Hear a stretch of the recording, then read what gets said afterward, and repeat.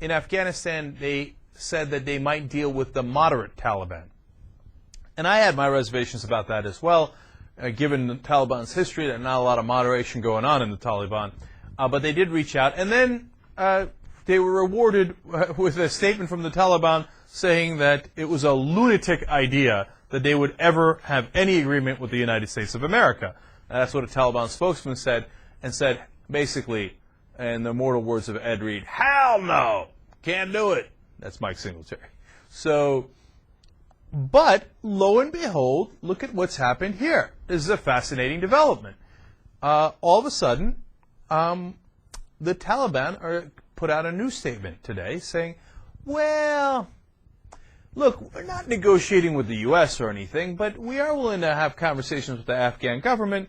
And in order to stimulate that conversation, we've decided that we are going to pursue a slightly more moderate path in some of the things that we're doing. Hey, well, you look at that. Look at what happens when you actually start talking to people.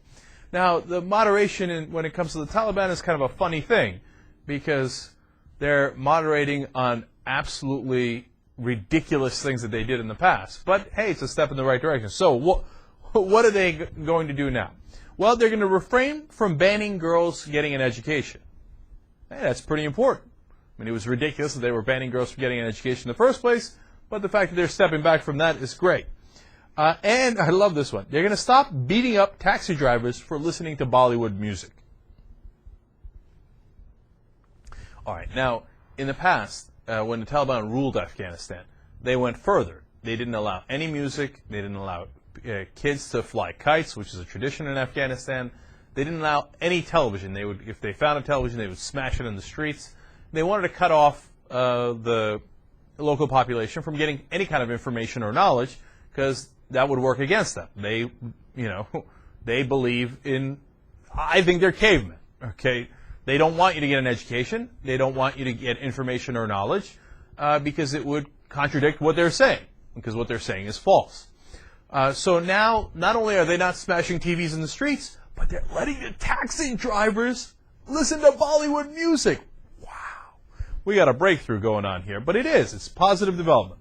And they are saying that they're not even going to measure the length of men's beards anymore.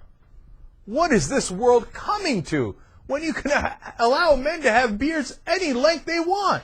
In the past, they had to stretch at least a fist more beneath their chin, which always made me think, like, what if you can't grow a beard that much? Are they going to beat you in the street anyway?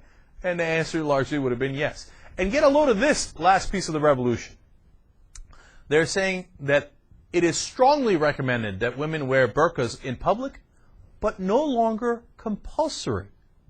Ooh, wow. Welcome to the 21st century, Taliban. But look, the bottom line is, in the areas that they run, they are relaxing these rules in a way that we previously would have thought not possible. But it turns out it was possible. Now, is it a head fake so that they can get the Americans to leave, and once they leave, they'll go back to their old ways? It is entirely possible. But for the moment being, at least, for the areas that are nominally controlled by the Taliban within Afghanistan, we have a little bit more sane policies.